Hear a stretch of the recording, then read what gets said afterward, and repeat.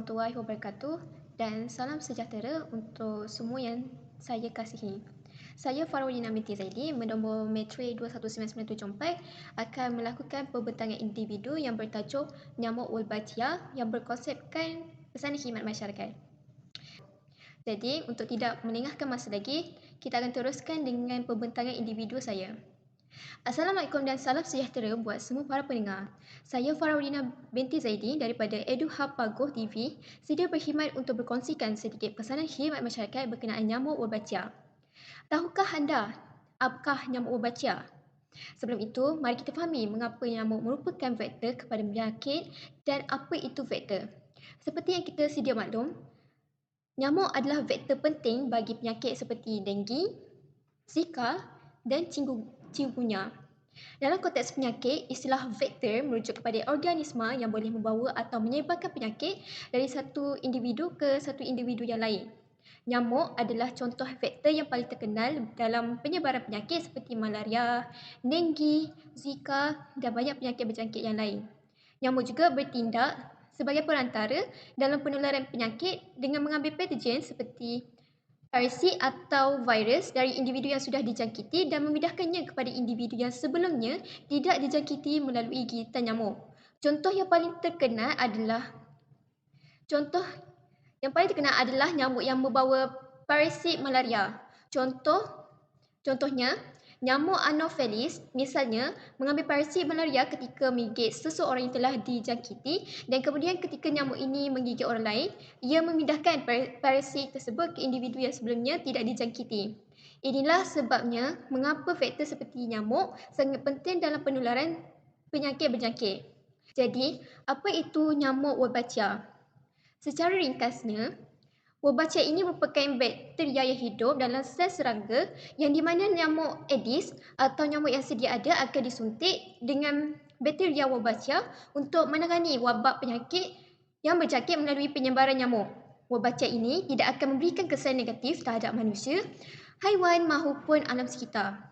Strategi Wolbachia ini bertujuan menggantikan populasi nyamuk Aedes atau nyamuk yang membawa penyakit berjangkit yang sedia ada kepada nyamuk yang berwolbachia untuk menjadikan nyamuk tersebut tidak dapat memindahkan virus penyakit kepada manusia yang lain. Jadi, anda semua telah tahu apakah itu nyamuk Wolbachia. Bagi tujuan utama mengapa nyamuk Wolbachia diwujudkan atau disebarkan di Malaysia adalah seperti yang kita sedia maklum, hal ini dapat mengurangkan kadar penyakit yang sering kita dengar di kaca TV atau radio mengenai demam denggi maupun penyakit-penyakit lain yang berpotensi dibawa oleh nyamuk tersebut kepada individu yang tidak berpenyakit. Tujuan yang kedua adalah untuk mengurangkan kadar penyakit demam denggi atau untuk mengurangkan bilangan atau populasi nyamuk Aedes yang berbahaya kepada masyarakat setempat. Wolbachia ini dapat mengubah sifat nyamuk, misalnya dengan mengurangi kemampuan nyamuk betina untuk mentransmisikan virus penyakit. Dengan menginfeksi populasi nyamuk liar dengan Wolbachia, ianya dapat diharapkan mengurangkan populasi nyamuk yang membawa penyakit sehingga dapat membawa pengurangan kepada risiko penularan penyakit kepada manusia. Dan tujuan yang terakhir adalah untuk merancangkan beberapa sistem di sel serangga yang di mana bakteria Wolbachia ini dapat mengaktivasi mekanisme pertahanan alami dalam tubuh nyamuk yang menghalang replikasi virus. Oleh itu, nyamuk yang mengandungi Wolbachia menjadi kurang efisien dalam menyebarkan penyakit ke manusia. Cara untuk menyebarkan nyamuk Wolbachia ini adalah melalui persenyawaan antara nyamuk jantan dan juga nyamuk betina. Untuk dalam gambar rajah yang telah disediakan, nyamuk yang berwarna hijau mewakili nyamuk Wolbachia, manakala nyamuk kelabu adalah nyamuk Aedes atau nyamuk liar. Jadi yang pertama sekali, jikalau nyamuk jantan merupakan nyamuk Aedes dan bersanyanggung dengan nyamuk betina, kadar kebarangkalian anak kepada nyamuk tersebut akan menjadi nyamuk Aedes. Manakala untuk nyamuk yang di bawah, jika nyamuk betina tersebut adalah nyamuk Wolbachia, telur yang dihasilkan melalui persenyawaan dengan nyamuk jantan Aedes tidak akan menetas, yang di mana telur tersebut tidak akan berdaya maju. Selain daripada itu, teknik di mana nyamuk jantan yang dijangkiti Wolbachia dilepaskan untuk mengawan dengan betina jenis liar, ianya dapat menghalang pembentukan anak yang berdaya maju akibat ketidakserasian sitoplasma dan kebarangkalian untuk membentuk anak yang berwolbachia sangat berpotensi tinggi. Dan akhir sekali, sudah semestinya jika nyamuk jantan yang membawa bakteria Wolbachia bersenyawa dengan nyamuk betina yang berwolbachia, maka terhasillah anak nyamuk yang berwolbachia. Pada dasarnya, untuk memperkenalkan Wolbachia ke dalam Aedes aegypti, penyelidik menyuntik bakteria ke dalam telur Aedes aegypti. Ini akhirnya menghasilkan Aedes aegypti dewasa yang membawa Wolbachia. Mungkin anda tertanya-tanya, adakah nyamuk Wolbachia ini akan memberi impak yang positif kepada masyarakat maupun individu? Jadi, terdapat pelbagai kebaikan yang terdapat perolehi menerusi penyebaran nyamuk Wolbachia ini di dalam negara kita, iaitu antaranya untuk jangka masa setelah Wolbachia diperkenalkan ke dalam populasi nyamuk, ia dapat menyebarkan secara alami dalam populasi tersebut. Ini berarti kesan perlindungan terhadap penyakit dan dapat dilanjutkan dalam jangka waktu yang lebih lama tanpa perlu terus-menerus mengaplikasi kaedah pengendalian. Selain itu, kita juga seringkali perlu bergantung pada bahan kimia yang kita gunakan untuk menghapuskan nyamuk seperti Shitox, mosquito spray atau fogging yang sering kita lihat di kawasan perumahan kita. Bahan-bahan kimia tersebut dapat memberi impak yang negatif terhadap kesihatan kepada manusia atau pengudaran maupun alam sekitar. Dan yang paling penting, kebaikan yang terakhir seperti yang telah saya sebut pada tujuan, iaitu di mana untuk mengurangkan kadar penyebaran penyakit yang disebarkan oleh gigitan nyamuk.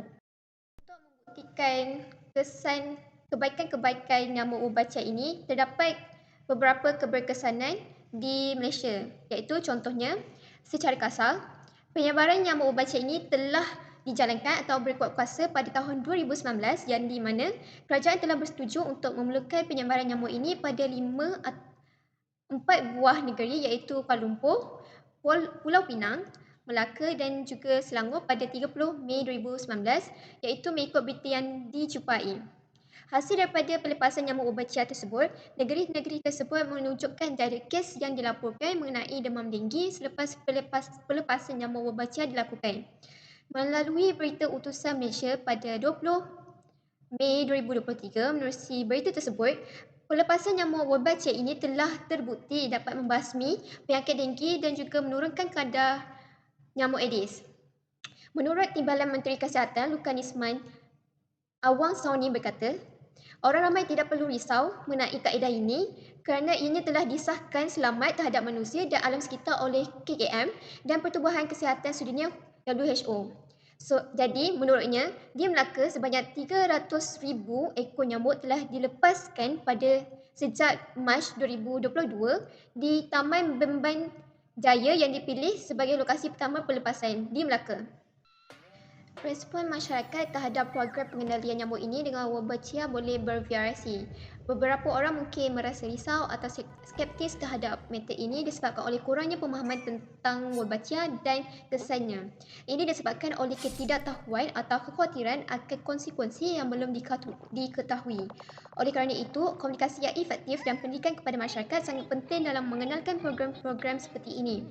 Menginformasikan masyarakat tentang tujuan, manfaat dan keamanan penggunaan Wolbachia dalam pengendalian vektor dapat membantu mengatasi ketakutan atau ketidakpastian yang mungkin timbul. Selain itu, keterlibatan masyarakat dalam perencanaan dan pelaksanaan program pengendalian nyamuk dengan Wolbachia juga dapat membantu membangunkan sokongan dan pemahaman yang lebih baik. Oleh yang demikian, pemahaman dan sokongan masyarakat terhadap penggunaan Wolbachia dalam pengendalian nyamuk sangat berperanan penting dalam menjayakan program-program ini. Masyarakat Malaysia mungkin muskil mengapa kita tidak hapuskan sahaja nyamuk daripada menggunakan kaedah Wolbachia. Jadi, nyamuk adalah sebahagian daripada ekosistem yang sangat kompleks. Menghapuskan seluruh populasi nyamuk mungkin sukar dilaksanakan dan tidak pasti keberkesanannya dalam masa jangka yang panjang. Jadi dengan ikhtiar atau metod nyamuk Wolbachia ini, ianya dapat sekurang-kurangnya mengawal dan menghapuskan nyamuk yang menjadi pembawa penyakit.